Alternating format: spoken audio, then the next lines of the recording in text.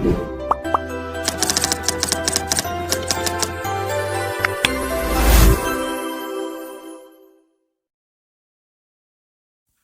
Everyone, welcome to learn easy maths classes.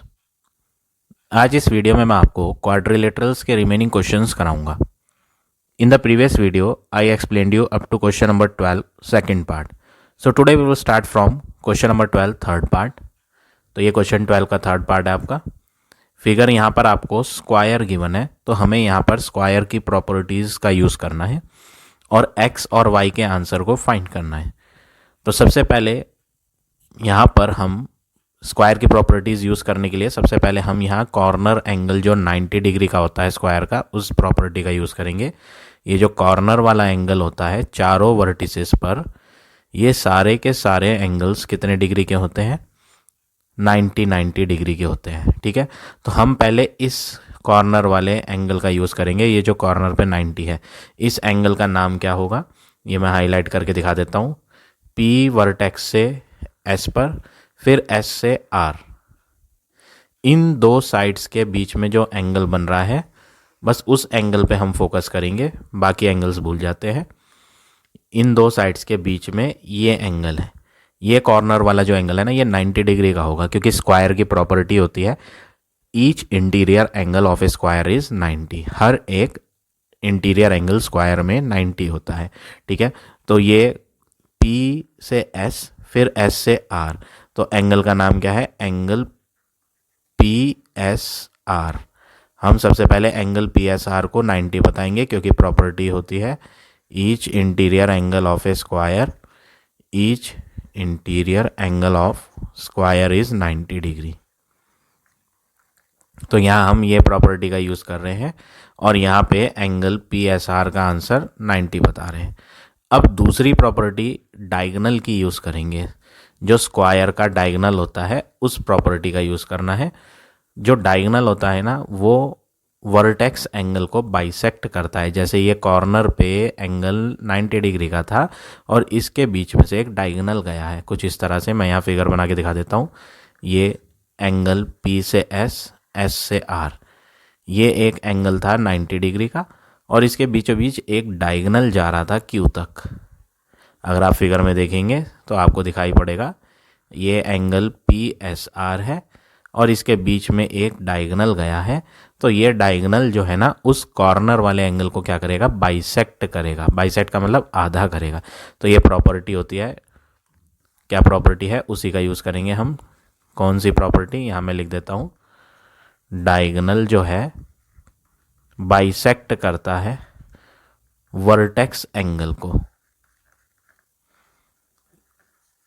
Diagonal bisect vertex angle. Vertex किसे कहते हैं? Corner वाला angle. जैसे ये कॉर्नर वाला एंगल पी है, लेकिन ये जो लाइन है ना, ये डायगोनल नहीं है, तो ये एंगल कोने वाला आधा नहीं होगा। क्यों नहीं होगा ये एंगल आधा? आधा ऊपर आधा नीचे क्यों नहीं होगा? क्योंकि ये जो लाइन थी ना, पी से ये जाने वाली लाइन, ये आर पे नहीं जा रही थी, ये कहीं और जा रही थी, तो ये डायगोनल है ही नहीं।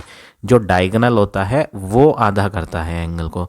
तो यहाँ पर ये एस से क्यू जाने वाली लाइन, ये डायगोनल है, तो ये डायगोनल इस कोने वाले एंगल को 45 ऊपर करेगा, हाफ, और 45 नीचे, आधा आधा। 90 होता है ना, पूरा पूरा एंगल 90 है, तो 90 का हाफ क्या होता है? 45। तो 45 अपर साइड हो जाएगा एंगल और 45 लोअर साइड। तो इसके बीच में डायगोनल जा रहा था, तो प्रॉपर्टी क्या है? डायगोनल ने बाइसेक्ट करा है वर्टेक्स एंगल को। और दूसरे लैंग्वेज में आप क्या लिख सकते हैं, वो आपकी टेबल में दिया था, जो मैंने आपको फर्स्ट प्रीवियस वीडियो में एक्सप्लेन किया था।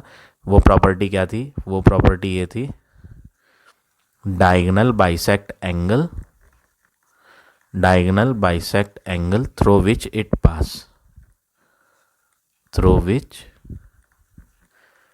It passes. दोनों में से कोई सी भी लाइन आप लिख सकते हैं, मीनिंग दोनों का एक ही है। ये लाइन थोड़ी शॉर्ट है और इजी पड़ती है लिखनी, इसलिए हमने ये प्रॉपर्टी लिखी, diagonal bisect vertex angle. Otherwise ये भी लिख सकते हो, डायगोनल आधा करेगा, बाइसेक्ट का मतलब आधा, डायगोनल बाइसेक्ट करेगा, आधा करेगा किसको? एंगल को, जहाँ से वो पास होगा। तो दोनों में से आप कोई से भी लिख सकते हैं, या तो अपर वाली लाइन लिखें या फिर ये, दोनों में से एक सेंटेंस लिखना है, दोनों नहीं लिखना है आपने, ठीक है। मीनिंग दोनों का एक ही है। तो ये प्रॉपर्टी हम यूज़ कहाँ कर रहे हैं, हम यहाँ पर यूज़ कर रहे हैं। ये जो अपर वाला एंगल है और ये जो लोअर वाला एंगल है, इन दोनों के आंसर्स बराबर बराबर हैं। तो ऊपर वाले का नाम क्या है, ये जो एंगल है ये एंगल है PSQ, P से S और S से Q। तो हम लिखेंगे एंगल PSQ बराबर लिया जाएगा एंगल नीचे वाले के QSR के, Q से S फिर S से R। ये दोनों एंगल आपस में बराबर होंगे और दोनों के दोनों 90 डिग्री के हाफ होंगे। 90 कहाँ से आया, ये कोने का जो एंगल था पूरा ये 90 डिग्री का एंगल था, तो 90 का हाफ ये हो गया और 90 का हाफ नीचे हो गया, ठीक है ना। तो यानी कट करके आंसर कितना आ जाएगा 45। और रीज़न हमने ऊपर लिख दिया है कि डायगोनल जो है ना वो बाइसेक्ट वर्टेक्स एंगल को करता है, इसलिए ये दोनों एंगल 90 के हाफ हाफ लिए जाएंगे। अब नेक्स्ट स्टेप आपने क्या करना है, तो यहाँ पे आपका एंगल QSR जो है, Q से S फिर S से R, इसके बीच में क्या था, Y था ना, तो यहाँ पे एंगल QSR का आंसर जो कि Y दिया था उसका आंसर आ चुका है 45 डिग्री। तो ये तो आ गया आपका इसका Y का आंसर। अब बारी है X को फाइंड करने की, तो हम फिगर में लिखते जाएंगे जोन जोन सी वैल्यू हमारी आ जाएंगी। ये आंसर आ चुका है कितना 45, ये भी आंसर आ चुका है कितना 45, क्योंकि 90 था ना पूरा पूरा, तो आधा ऊपर ले लिया आधा नीचे ले लिया, ये दोनों 45 45 हो गए। अब बारी है X को फाइंड करने की। सेम वर्क यहाँ भी करेंगे। ये कोने का जो एंगल है ना ये 90 डिग्री का है। कौन सा कोने का एंगल, P से Q फिर Q से यहाँ पर एक नेम दे देते हैं, लेट से दिस इज T अल्फ़ाबेट, ठीक है ना। जैसे यहाँ था PQRS, यहाँ पर नेम दे देते हैं T और यहाँ पर नेम दे देते हैं U। अल्फ़ाबेट नेम देने हैं, कैपिटल लेटर में आप कुछ भी लिख सकते हो, मैंने T और U लिखा है, आप A और B लिख लो, वो आपकी चॉइस है, कोई कंपलसरी नहीं है। अब नेक्स्ट वर्क हम क्या करेंगे, हम सबसे पहले इस कोने वाले एंगल की वैल्यू 90 बताएंगे। P से Q और Q से T लिख दो या R तक लिख दो, वो आपकी चॉइस है।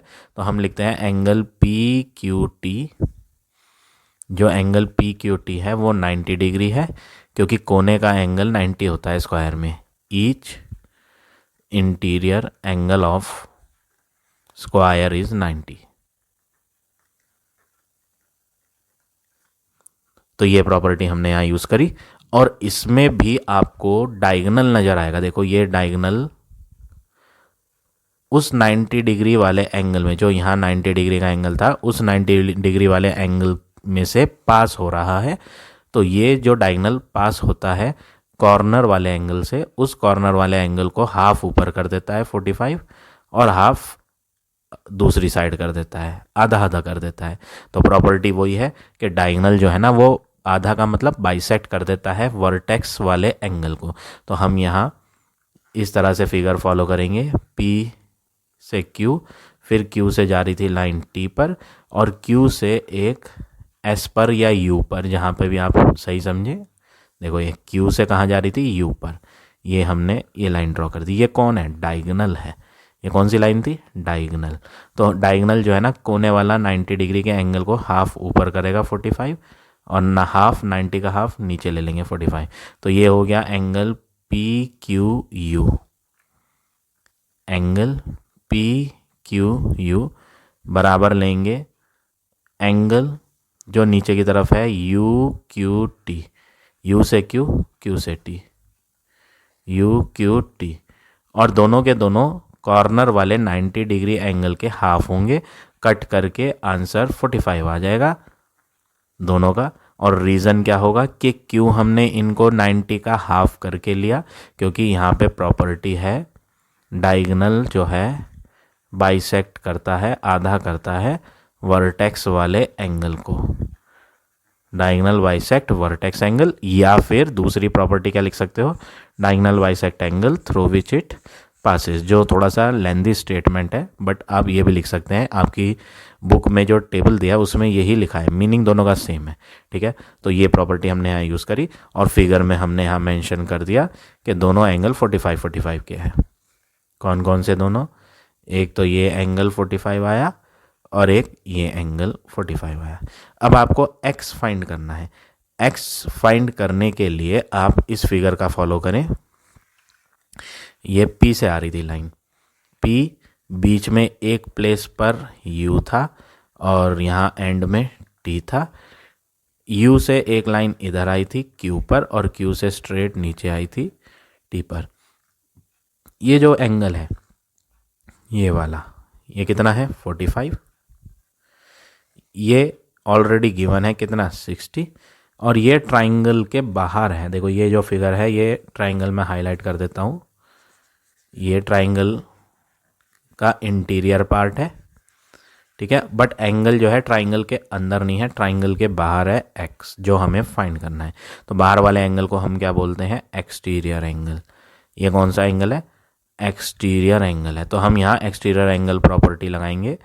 एक्सटीरियर एंगल जो होता है ना वो इक्वल होता है sum of two opposite interior angle. ये प्रॉपर्टी आपने ऑलरेडी लोअर क्लासेस में पढ़ी हुई है कि exterior angle is equal to sum of two opposite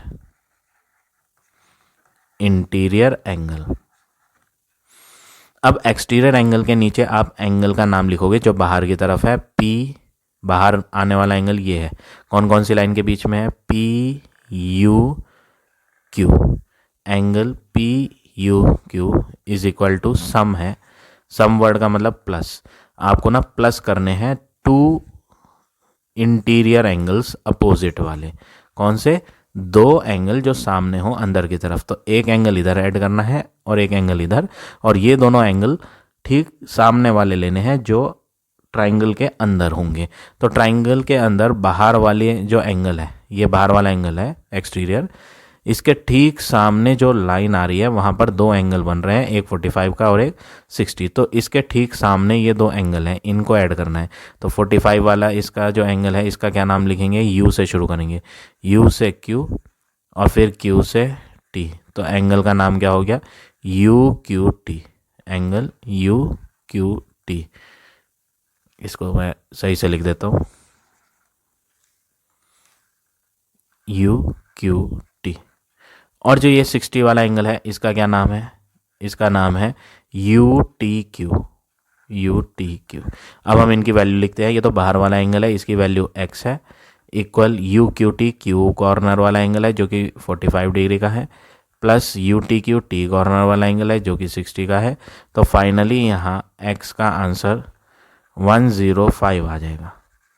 तो फाइनल आंसर जो x का हो गया वो हो गया आपका 105।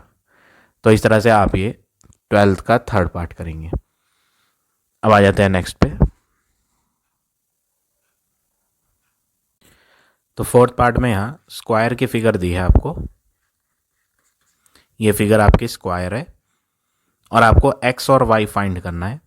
सबसे पहला वर्क, यहाँ पर ये निशान देखेंगे आप, ये जो सिंगल सिंगल निशान है ना, एक निशान यहाँ है, एक निशान यहाँ है, ये निशान बता रहे हैं कि ये सारे पार्ट्स जो हैं साइडों के ये आपस में इक्वल है। PB की लेंथ, BS की, QC की, CR की, ये सब आपस में क्या है, इक्वल है। दूसरी चीज, यहाँ पर दो निशान है और यहाँ पर भी दो निशान है। ये दो निशान बता रहे हैं कि ये वाली इसके इक्वल है और ये चार आपस में इक्वल है, ठीक है। यहाँ पर हम स्क्वायर की प्रॉपर्टीज का यूज करेंगे। ये जो पूरी की पूरी साइड है P से लेके S तक, ये पूरी की पूरी साइड दो हिस्सों में बट गई, PB और BS में, और दोनों के दोनों हिस्से क्या हैं, बराबर है। तो आप यहाँ इन्हें देखकर ये कह सकते हो कि सपोज करो ये पूरी लेंथ 4 थी, तो ये दोनों हिस्से बराबर बराबर होने का मतलब है 2 ऊपर होगा और 2 नीचे, यानी दोनों की लेंथ पूरी लेंथ की हाफ हाफ हो जाएगी। तो आप क्या लिखोगे, जो PB है वो इक्वल है BS के, क्योंकि क्वेश्चन में गिवन था।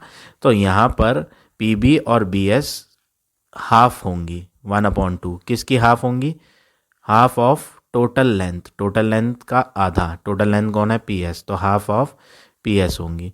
सिमिलरली ये वाली जो है P से लेके A तक और A से लेके Q तक, PA और AQ ये भी बराबर है। तो आप क्या लिखोगे, कि पी ए और ए क्यू आपस में इक्वल है और दोनों की दोनों पूरी लेंथ पी क्यू की हाफ इसमें आ जाएगी और हाफ इसमें आ जाएगी, तो हाफ ऑफ पी क्यू, आधा किसका, पी से लेके क्यू तक का।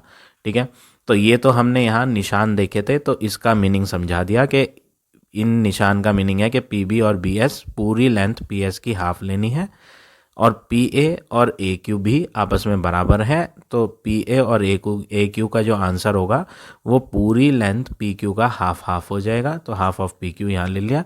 बट हमें प्रॉपर्टी स्क्वायर की पता है, all sides of square are equal, तो हम यहाँ लिखेंगे but all sides of square are equal. जैसा कि हम जानते हैं कि सारी साइडें स्क्वायर की इक्वल होती हैं, तो यहाँ से हम कह सकते हैं P से लेके S तक और P से लेके Q तक ये लेंथ भी आपस में बराबर होंगी।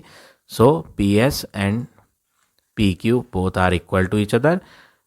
देयरफॉर जब पूरी PS और पूरी PQ बराबर है, जब कभी भी दो साइडें आपस में पूरी बराबर हो ना, जैसे कि PS और PQ बराबर है, अगर ये 8 सेंटीमीटर है तो हाफ PS और हाफ PQ भी बराबर बैठेंगी, क्योंकि PS 8 थी, PQ भी 8 थी, तो आधा आधा 4 इसका 4 इसका, तो 4 4 हो जाएंगी दोनों, तो बराबर ही तो आएंगी ना, ये भी 4 होगी हाफ, और अगर इसका हाफ करूँगा तो वो भी 4 होगी, तो हाफ ऑफ PS और हाफ ऑफ पी क्यू भी बराबर आएंगी। तो हमें यहाँ क्या लिखना है कि पूरी लेंथ और पी क्यू बराबर है, इसलिए देयरफॉर का साइन बनाया, इसलिए half of P S is equal to half of P Q.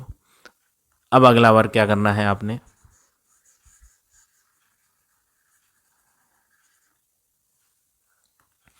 Next work ये है, हाफ ऑफ पी एस हटाएं और इसे हटा के हाफ ऑफ पी एस को हटा के हाफ ऑफ पी एस का आंसर क्या था, पी बी और बी एस, इसे रख दें, तो ये हटा देते हैं हाफ ऑफ पी एस और इसकी जगह लिख देते हैं पी बी बराबर B S is equal to half of P Q हटा देते हैं, हाफ ऑफ पी क्यू, और हाफ ऑफ पी क्यू क्या था, P A equal to A Q, तो इसे हटा के हम लिख देते हैं P A is equal to A Q.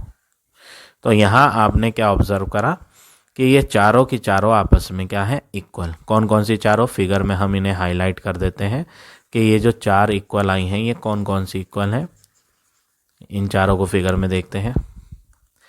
P B B S, P B ये है, बी एस ये है, पी ए ए क्यू ये, और ये चार आपस में क्या आ गई, इक्वल। अब हम इन चार में से ना बस दो का यूज़ करेंगे, कौन सी दो, एक ये वाली और एक ये। तो ट्राइंगल कौन सा आ रहा है यहाँ, ट्राइंगल आ रहा है पी ए बी ट्राइंगल। तो हम अब जो है in triangle P A B work करेंगे। ट्राइंगल पी ए बी की फिगर कुछ इस तरह है, यहाँ ए, यहाँ पी, यहाँ बी। फिगर में यहाँ एक निशान था और यहाँ पे दो निशान थे, बट अभी अभी हमने यहाँ साबित किया है कि जो इस ट्राइंगल में पी बी आ रही है और जो पी ए आ रही है वो आपस में इक्वल हैं, पी बी और पी ए, ये चारों ही आपस में इक्वल थी ना, तो पी बी और पी ए जो इनके अंदर आ रही हैं वो यहाँ भी हैं ट्राइंगल में। तो in triangle P A B हमने ऑब्जर्व किया कि पी बी जो है ना वो पी ए के बराबर आ रही है। क्वेश्चन में तो नहीं दिखाया था, यहाँ पे एक निशान था, वहाँ दो, ये बराबर नहीं थी, बट हमने यहाँ साबित करा है कि ये एक्चुअली में इक्वल है। तो P B and P A are equal because ये हमने प्रूव्ड किया है ऊपर वाले स्टेप्स में, तो प्रूव्ड अबव।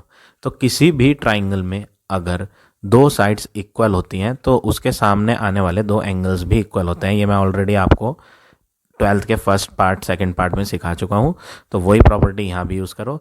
यहाँ ट्राइंगल जो था उसमें पी बी वाली लाइन ये है, पी बी वाली लाइन ये है, तो इसके अपोजिट आने वाला जो एंगल है एक होने वाला एंगल पी ए बी वो बराबर माना जाएगा उस एंगल के जो पी ए साइड के सामने होगा। तो पी ए साइड के सामने आने वाले एंगल को देखते हैं, पी ए साइड कहाँ है, ये वाली साइड पी ए है, तो इसके ठीक सामने बी कोने का एंगल आएगा, पी ए वाली लाइन के सामने बी कोने का एंगल है, उसका नाम होगा पी बी ए, बी को बीच में लेंगे। तो हमने यहाँ पी बी और पी ए बराबर होने के कारण उनके सामने वाले दो एंगल्स को भी बराबर ले लिया, जिसमें से एक पर अगर आप फिगर में देखेंगे तो वैल्यू डली हुई थी ऑलरेडी। यहाँ इस कोने पे देखो क्या है, ये कोने वाला एंगल x है, यहाँ दिस इज x, तो ये वाला पूरा भी क्या होगा x। तो हमने यहाँ क्या ऑब्जर्व करा कि PAB और PBA दोनों के दोनों x हैं, क्योंकि ये एक प्रॉपर्टी है, जब किसी ट्राइंगल में दो साइड बराबर होंगी तो ट्राइंगल्स की दो साइड्स जो बराबर हैं उनके सामने वाले एंगल भी बराबर होंगे। तो यहाँ प्रॉपर्टी क्या है, angle opposite to equal sides are equal, angle opposite to equal sides are equal, ये प्रॉपर्टी हमने यहाँ यूज़ करी। अब फिगर में तो ये दोनों x आ गए, अब ये कॉर्नर का जो एंगल है स्क्वायर का, ये 90 डिग्री का होता है। प्रीवियस पार्ट में ही मैंने आपको बताया था, ये जो एंगल है कॉर्नर वाला, इसका नाम क्या है, A से P, P से B, angle APB, angle APB 90 लेंगे हम, क्योंकि ये कॉर्नर वाला एंगल है स्क्वायर का, तो इसको बोलते हैं each interior angle of square, each interior angle of square is 90 degree. तो हम यहाँ ये प्रॉपर्टी यूज़ कर रहे हैं, हर एक इंटीरियर एंगल स्क्वायर का 90 डिग्री का होता है, इसलिए APB को हम 90 ले रहे हैं। अब ये 90 और ये दोनों x हैं, फिगर में मैं दिखा देता हूँ यहाँ, ये एंगल x था, ये भी एंगल x हो गया, प्रूव कर दिया हमने, और ये एंगल क्या है 90, तीनों एंगलों को प्लस करके 180 लेंगे।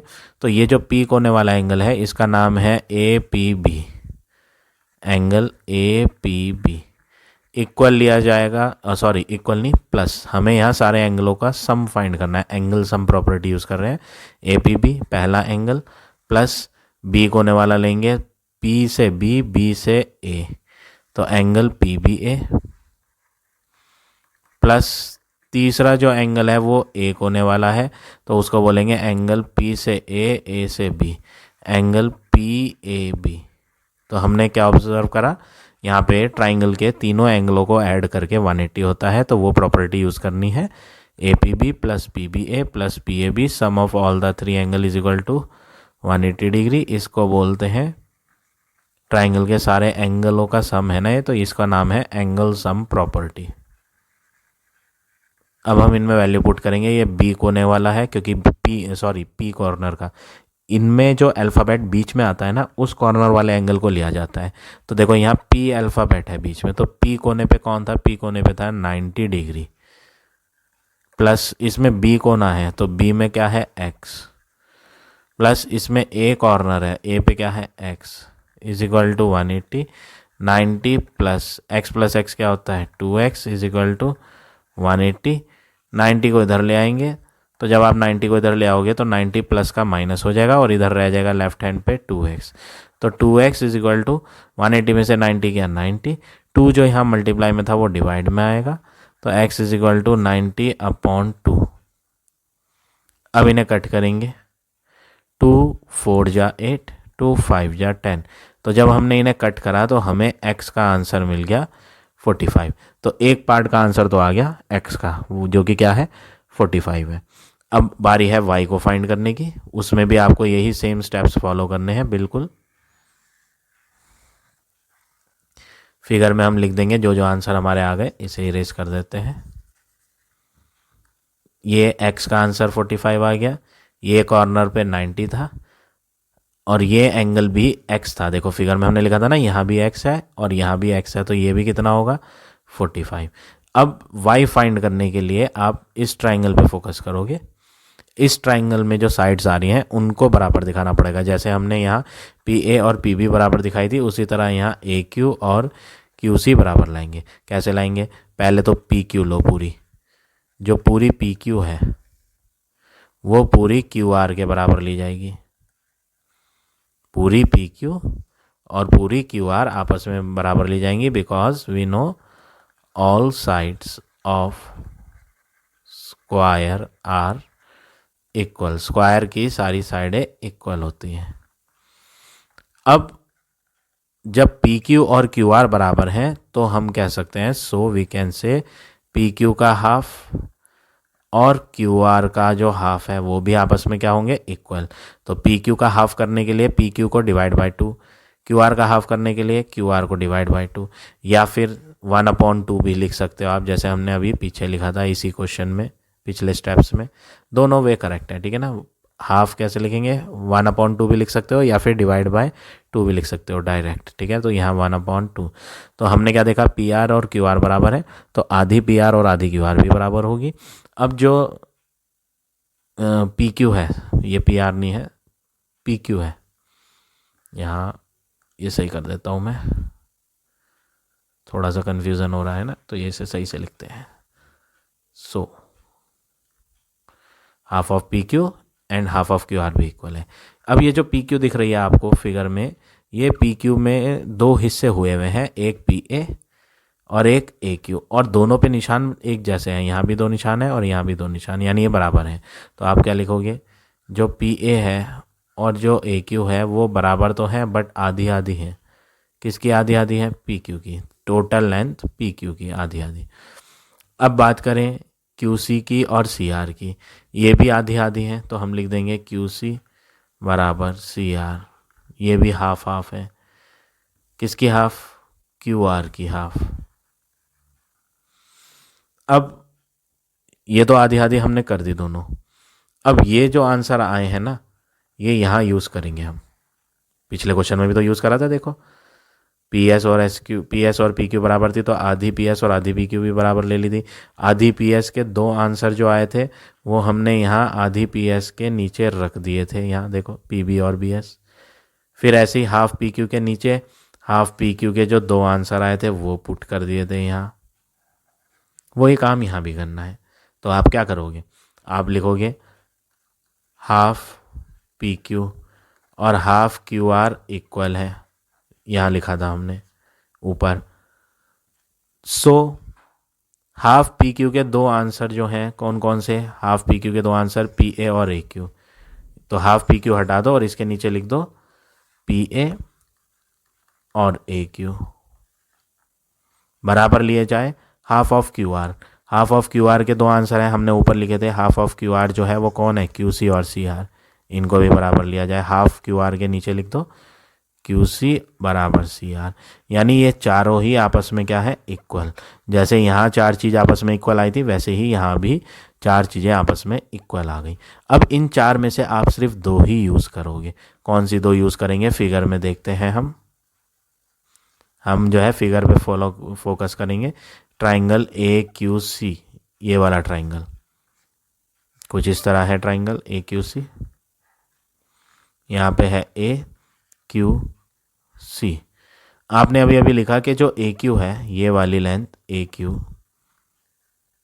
वो बराबर है, किसके बराबर है, क्यू सी के। देखो ये लिखी ए क्यू बराबर Q C, proved above. Reason है कि ये हमने प्रूव्ड ऊपर करी है, ठीक है। नेक्स्ट स्टेप क्या करेंगे, अगला स्टेप ये लिखना है, जब किसी ट्राइंगल में 2 साइड्स इक्वल होती हैं तो उनके सामने के जो एंगल होते हैं वो भी इक्वल होते हैं। तो ए क्यू के ठीक सामने, ये जो ए क्यू लाइन है इसके ठीक सामने सी कोने का एंगल है, angle A C Q. So we will write angle A C Q बराबर लिया जाए जो क्यू सी लाइन के सामने है, ये रही लाइन क्यू सी, इसके ठीक सामने ए कोना आ रहा है, तो ए कोने वाला एंगल कैसे लिखेंगे, क्यू ए सी के। दोनों के आंसर आपस में इक्वल लिए जाएंगे क्योंकि 2 साइड्स ट्राइंगल की इक्वल थी, इसलिए ये 2 एंगल भी आपस में इक्वल होंगे, ठीक है। अब दोनों में से आंसर ना तो इधर कॉर्नर पे पता है क्या है और ना ही इधर कॉर्नर पे, दोनों में से एक भी आंसर नहीं पता। तो आप दोनों के आंसर को इक्वल टू क्या लेंगे, ए लेंगे या बी या सी, वो आपकी चॉइस है। एक्स और वाई क्वेश्चन में पहले ही चल रहे थे, इसलिए हमने एक्स और वाई नहीं माना, ठीक है। तो हमने यहाँ पे भी ए ले लिया क्योंकि आंसर पता नहीं और ना इसका पता था, इसलिए दोनों के आंसर को ए ले लिया। और अब जवाब देंगे कि इनको बराबर क्यों लिया गया, क्योंकि ये प्रॉपर्टी होती है, ये जो एंगल है ना ये सामने आ रहे थे, angle opposite to equal sides are equal. जो एंगल सामने होते हैं इक्वल साइड्स के वो इक्वल होते हैं, तो हमने ये प्रॉपर्टी यहाँ यूज़ करी। अब ये कॉर्नर वाला जो एंगल है ये 90 होता है, ये तो हमें मालूम है। Angle A Q C, angle A Q C 90 लिया जाएगा, क्योंकि ट्राइंगल की प्रॉपर्टी होती है हर एक इंटीरियर एंगल 90 होता है। ईच इंटीरियर एंगल किसका? स्क्वायर का। Each interior angle of square is 90, ये प्रॉपर्टी यूज़ करी। अब हम सारे एंगल्स को आपस में ऐड कर दें, a प्लस 90 प्लस ए, तीनों को प्लस कर दो, a प्लस 90 प्लस ए और इक्वल टू में क्या लो 180। ट्राइंगल के सारे एंगलों को प्लस कर रहे हैं, इसलिए इस प्रॉपर्टी का नाम है angle sum property. a plus a क्या होता है? 2a plus 90 is equal to 180। तो 2a का आंसर, जब आप 2a को फाइंड करोगे तो ये जो 90 है ये उधर चला जाएगा और माइनस हो जाएगा, तो 180 में से 90 माइनस हो गया, क्या बचेगा? 90। तो a का आंसर क्या आ जाएगा? 90/2, इन्हें कट करके आएगा 45। ठीक है, तो हमने यहाँ a का आंसर फाइंड कर लिया 45। अब अगला वर्क क्या करेंगे, आप ना यहाँ Z शेप फिगर बनाओगे। देखो मैं मेन फिगर में दिखा देता हूँ हाईलाइट करके। हमने यहाँ इस कॉर्नर पे क्या लिया था? देखो ए वाले कॉर्नर पे स्मॉल ए माना था, जो कि कितना आया? 45, अभी अभी फाइंड करा। इस कॉर्नर पे भी हमने क्या माना था? ए, जो कि क्या फाइंड करा? 45। अब आप ना ये जेड जैसी फिगर जो बन रही है ये ले लें, जेड जैसी फिगर ऐसे। यहाँ मैं अलग से बना देता हूँ, जेड शेप फिगर, एक लाइन ऐसे, एक ऐसे और एक ऐसे। यहाँ कॉर्नर पे Q है, यहाँ कॉर्नर पे A है, यहाँ C और C से B। मेन फिगर में हाईलाइट कर देता हूँ मैं, QACB, ये Z शेप फिगर लेंगे। ठीक है, इस कोने पे A था जो कि 45 है, और इस कोने पे Y है, ध्यान से देखो यहाँ Y लिखा है, तो ये Z शेप फिगर है। Z शेप फिगर वाले एंगल को क्या बोलते हैं? Interior alternate angle. तो हम यहाँ बोलेंगे जो एंगल QAC है, एंगल QAC वो बराबर है एंगल ACB के, ACB, क्योंकि ये कौन से एंगल है? Interior alternate, interior alternate angle. ठीक है, अब जब इंटीरियर अल्टरनेट है ही है तो दोनों के आंसर बराबर हो गए। तो यहाँ पे जो y था वो y इस a के बराबर हो गया, यानी y का आंसर 45 डिग्री है। तो ये हो गया आपका फाइनल आंसर फोर्थ पार्ट का। तो इस तरह से आप ये सारे पार्ट करेंगे क्वेश्चन नंबर 12 के। अब आ जाते हैं नेक्स्ट पे, 13 का फर्स्ट। यहाँ पर आपको रोम्बस की फिगर दी है, तो ये किस तरह से होगा ये क्वेश्चन। यहाँ पर हमें रोम्बस की प्रॉपर्टी यूज़ करनी है, x और y फाइंड करना है। तो हमें यहाँ सबसे पहले रोम्बस की डायगोनल की प्रॉपर्टी यूज़ करनी है।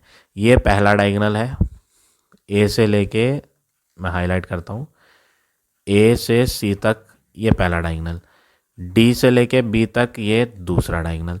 दोनों डायगोनल जहाँ टकराते हैं वहाँ पर 90 डिग्री का एंगल होता है हर जगह।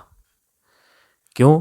क्योंकि ये एक रोम्बस की प्रॉपर्टी है कि दोनों डायगोनल ना एक दूसरे के परपेंडिकुलर होते हैं, इसलिए ये 90 होता है, यहाँ 90 है।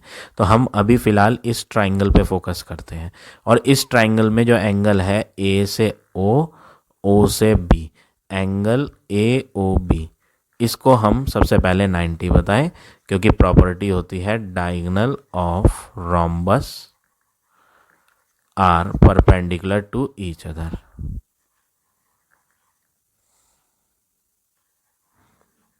तो हमने यहाँ लिख दिया diagonal of rhombus are perpendicular to each other होते हैं, ये प्रॉपर्टी यूज़ करी और ये एंगल 90 हो गया। अब हम ट्राइंगल का नाम लिखें, इन ट्राइंगल AOB, और उसकी फिगर बना लें कुछ इस तरह। A इस कोने पे है, ऊपर O, और फिर O से यहाँ B, ये एंगल 90, ये ऑलरेडी गिवन था 30, और ये x आपको फाइंड करना था। ट्राइंगल AOB में सारे एंगलों को प्लस करके 180 होता है, फिगर मैंने बना दी। तो मैं इसके नाम लिख देता हूँ, ये नाम लिख लो या फिर बिना नाम लिखे अगर आप फिगर बना देते हो ना, जैसे मैंने ये फिगर बनाई, तो इसमें एंगलों के नाम लिखने की ज़रूरत नहीं पड़ती। जैसी फिगर यहाँ बन रही थी देखो, उसी तरह की फिगर यहाँ भी बनाई, बस आप अब यहाँ एंगलों को प्लस कर दो, 30 को, 90 को और x को, और तीनों को प्लस करके क्या ले लो, 180 डिग्री, क्योंकि ये एक प्रॉपर्टी है, ट्राइंगल के सारे एंगलों का सम है, तो इसलिए एंगल सम प्रॉपर्टी कहलाएगी ये। अब 30 plus 90 120 plus x is equal to 180, x का आंसर 180 माइनस 120 होगा, और जब आप माइनस कर लोगे तो फाइनली आपको x का आंसर कितना मिल जाएगा, 60 डिग्री। तो आपका यहाँ पहली चीज़ तो आ गई, x की वैल्यू 60। अब बारी है y को फाइंड करने की। ये जो y है, ये y कैसे फाइंड करें? इस y को फाइंड करने के लिए आप ये जो नीचे का 30 है, ये 30 ऊपर भी होगा, ये प्रॉपर्टी होती है डायगोनल की दूसरी प्रॉपर्टी, इस प्रॉपर्टी का यूज़ करेंगे। तो हम क्या करेंगे, हम लिखेंगे कि ये जो अपर एंगल है डायगोनल के ऊपर वाला और जो डायगोनल के नीचे वाला, ये दोनों सेम होते हैं, बराबर होते हैं, आधे आधे होते हैं। पूरा एंगल अगर 60 था तो नीचे भी 30 और ऊपर भी 30, ठीक है ना। तो हम लेंगे angle DAO, angle DAO equal to angle OAB। ये दोनों एंगल आपस में इक्वल होंगे, एक का आंसर 30 था तो दोनों के ही आंसर 30 होंगे, क्योंकि ये प्रॉपर्टी होती है diagonal bisect vertex angle. Diagonal जो है वो आधा करता है, किसको आधा करता है, यहाँ पर कौन आधा हुआ, जो कॉर्नर वाला 60 डिग्री का एंगल था वो 30-30 हो गया, तो वर्टेक्स एंगल बाइसेक्ट हुआ है। तो प्रॉपर्टी होगी डायगोनल बाइसेक्ट वर्टेक्स एंगल। ये प्रॉपर्टी हमने यहाँ यूज़ करी और दोनों एंगलों के आंसर 30-30 ले लिए। अब अगला वर्क क्या करेंगे, फिगर में यहाँ लिख देते हैं, ये भी आ गया 30। अब हम ये एंगल 90 लेंगे।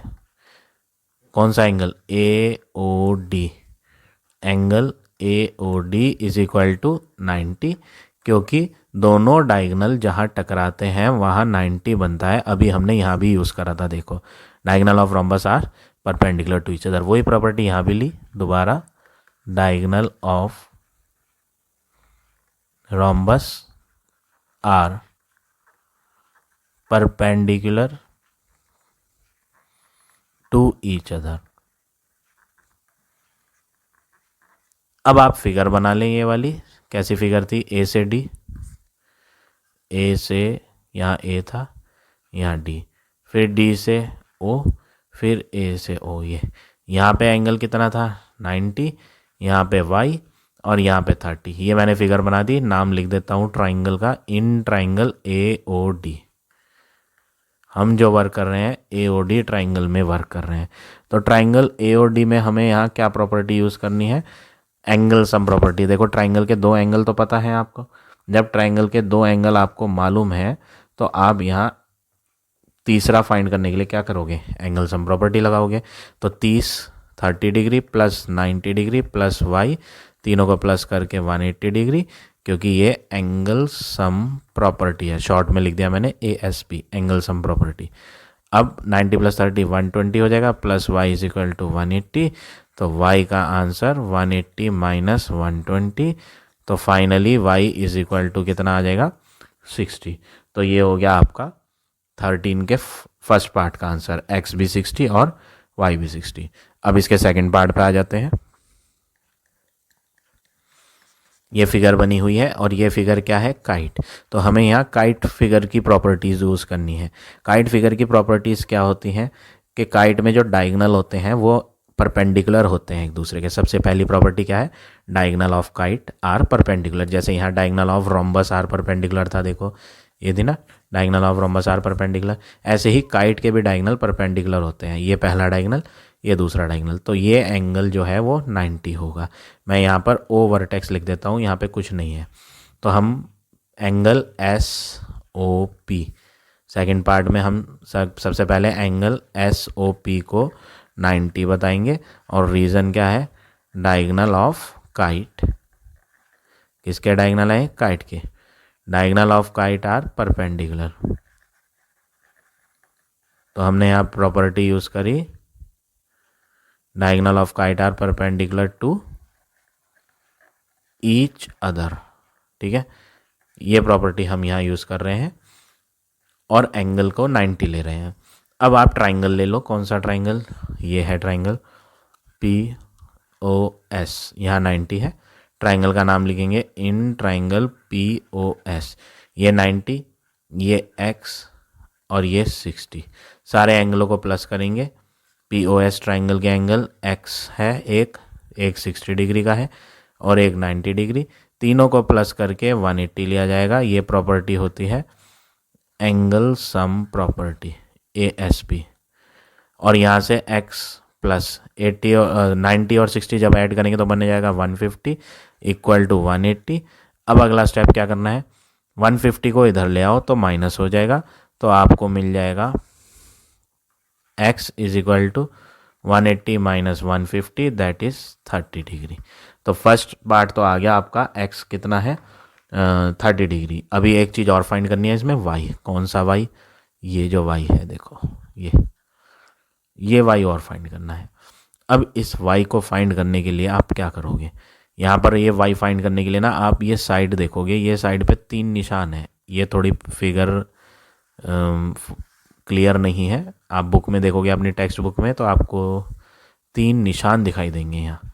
3 मार्क्स, 1 2 3, ऐसे ही 3 मार्क्स यहाँ भी हैं। और ये जो 3 मार्क्स वाली साइड है ये कौन से ट्राइंगल की है? SRQ में, SRQ ट्राइंगल में। ठीक है, तो हम जो है इन ट्राइंगल SRQ वर्क करेंगे। इस SRQ ट्राइंगल में 2 साइड्स बराबर हैं। ये फिगर है SRQ। ये लाइन और ये लाइन इक्वल है। SR किसके इक्वल है? RQ के। ये फिगर के अंदर गिवन थी ऑलरेडी। ये क्यों इक्वल है? ये क्वेश्चन में दी हुई है, हम कोई अपनी मर्जी से नहीं ले रहे। अब जब ट्राइंगल में 2 साइड इक्वल होती हैं तो 2 एंगल भी इक्वल होते हैं। SR लाइन के सामने का एंगल कौन है? SQR। RQ लाइन जो है उसके सामने का एंगल ये वाला होगा, QSR।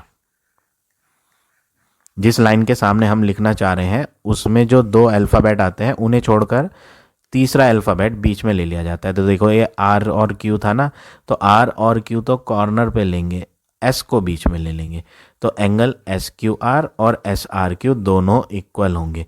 एक पे यहाँ लिखा था 40, तो दूसरे पे भी क्या लेंगे? 40 ही लेंगे। तो दोनों के दोनों एंगल कितने डिग्री के हैं? ये भी 40 का है और वो भी 40 का है, तो दोनों एंगल 40 डिग्री के हो गए। ठीक है, तो यहाँ प्रॉपर्टी कौन सी यूज़ करी?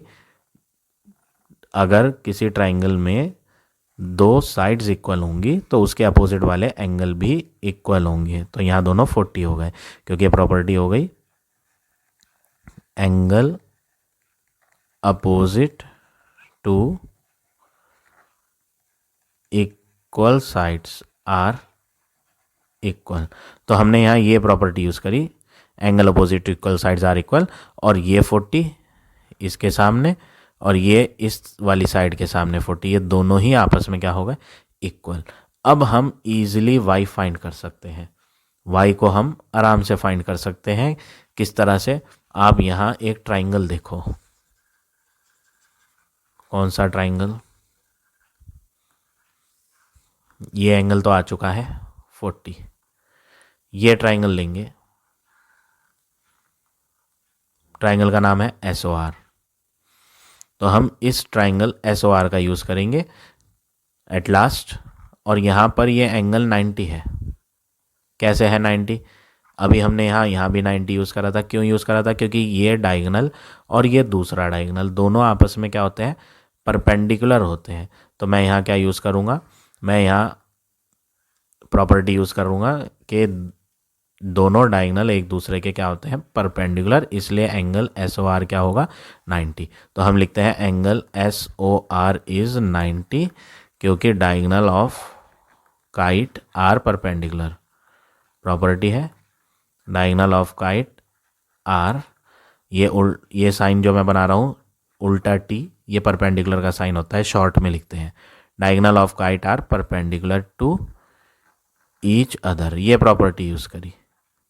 ठीक है, अब आप ट्राइंगल ये वाला लोगे SOR और इसमें एंगल सम प्रॉपर्टी लगा लोगे। कौन सा ट्राइंगल? SOR triangle. मैं यहाँ ये इरेज कर देता हूँ, थोड़ी सी स्पेस हो जाएगी, यहाँ सही से लिख देते हैं 180, एंगल सम प्रॉपर्टी था ये। तो हम यहाँ ट्राइंगल लेंगे in triangle SOR। Triangle SOR ये वाला, इसमें एंगल सम प्रॉपर्टी लगाते हैं। एक एंगल 40 है, एक 90 और एक y। 40 प्लस 90 प्लस y, तीनों को प्लस करके क्या लिया जाएगा? 180 डिग्री, क्योंकि यहाँ हम एंगल सम प्रॉपर्टी लगा रहे हैं। ठीक है, अब आप इसे जब फर्दर सॉल्व करोगे तो 90 प्लस 40 क्या हो जाएगा? 130। वो 130 जब राइट हैंड पे जाएगा तो माइनस हो जाएगा और आपको y मिल जाएगा 180 माइनस 130 कितना? 50। तो ये आंसर आपको एंगल सम प्रॉपर्टी की हेल्प से फाइंड हो जाएगा। कितने डिग्री का एंगल आ जाएगा? 50। तो इस तरह से आप ये पार्ट नंबर 2 करेंगे। अब आ जाते हैं लास्ट पार्ट पे। पार्ट नंबर 3, ट्रेपेजियम दिया है, तो यहाँ पर हम ट्रेपेजियम की प्रॉपर्टीज़ का यूज़ करेंगे। आपको x, y ये दो चीज़ फाइंड करनी है। ठीक है, और ट्रेपेजियम है कौन? यहाँ पर पूरी फिगर ट्रेपेजियम नहीं है, यहाँ पर ABCD ट्रेपेजियम है। ये फिगर, ये जो फिगर है ना, ये फिगर आपको क्या दी है? ट्रेपेजियम दी है। तो हम इस ट्रेपेजियम फिगर का यूज़ करेंगे। तो मैं यहाँ अलग से फिगर बना लेता हूँ।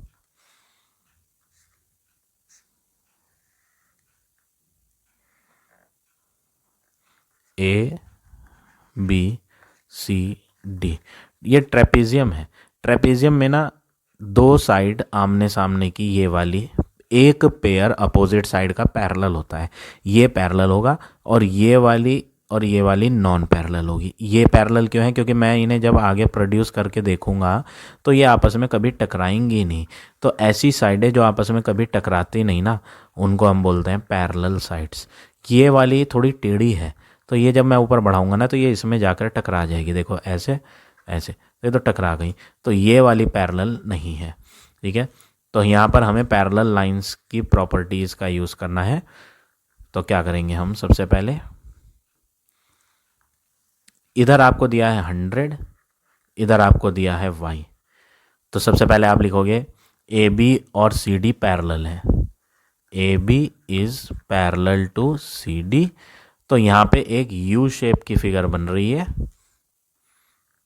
ऐसे। ये एक U शेप की फिगर है जिसमें आप दोनों एंगलों को प्लस करके 180 लेते हो। तो ये कॉर्नर पे जो 100 है इसका नाम है BAD एंगल। इसको ऐड करेंगे दूसरे वाले एंगल के साथ, ये जो D कॉर्नर पे बन रहा है इसका नाम ADC। दोनों को प्लस करके 180 लेंगे क्योंकि ये एक U शेप फिगर है। तो U शेप फिगर के अंदर आने वाले एंगलों को प्लस करके 180 लिया जाता है। को इंटीरियर प्रॉपर्टी होती है ये, इनको बोलते हैं को इंटीरियर एंगल्स। अब BAD A को होने वाला एंगल है जो कि 100 है, ADC D को होने वाला है जो कि y है, और इक्वल में 180 है। तो y का आंसर क्या बन जाएगा? 180 माइनस 100, ये प्लस का 100 इधर आके माइनस हो जाएगा और आपका y का आंसर कितना आ जाएगा? 80। तो ये तो हो गया आपका एक आंसर y का। अब बारी है x को फाइंड करने की। तो x को फाइंड करने के लिए आप पूरी फिगर लोगे, कंप्लीट फिगर PCD। ये जो D कॉर्नर पे एंगल है ये y है जो कि हम निकाल चुके हैं 80। C कॉर्नर पे x है जो कि हमें अब फाइंड करना है। P कॉर्नर पे 40 दिया है, तो हम यहाँ ट्राइंगल यूज़ करेंगे PCD का। इस ट्राइंगल में 3 एंगल हैं, तीनों को प्लस करो। कौन कौन से? एक तो 40, एक x और एक ये y वाला, तीनों को प्लस करके 180 एंगल सम प्रॉपर्टी यूज़ करेंगे। 40 प्लस x का आंसर फाइंड करना है और y हमें मालूम है 80। Is equal to 180। 40 और 80 जुड़ जाएंगे तो बन जाएगा 120 plus x is equal to 180। अब x को अकेले बनाएंगे तो x का आंसर आ जाएगा 180 माइनस 120, और जब आप इन्हें माइनस करोगे तो बन जाएगा 60 डिग्री। तो ये हो गया आपका फाइनल आंसर x का। तो इस तरह से आप ये क्वेश्चन नंबर 13 का थर्ड पार्ट करेंगे। So now this exercise is over. I hope आज का पढ़ाया हुआ टॉपिक आप सबको समझ आ गया होगा। If you like my way of teaching then please like, comment और शेयर ज़रूर करें। In the next video I will give you next exercise.